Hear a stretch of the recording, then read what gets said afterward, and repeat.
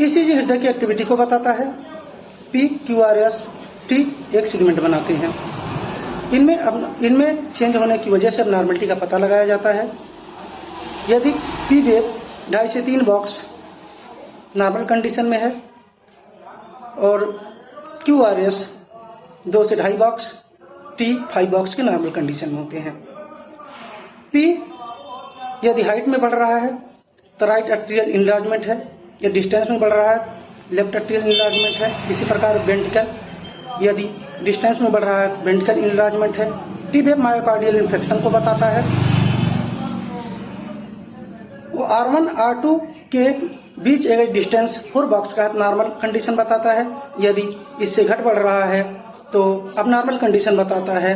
यदि heart rate घट रहा है तो ब्रैडीकार्डिया, यदि बढ़ रहा है tachycardia, T wave myocardial infection को बताता है।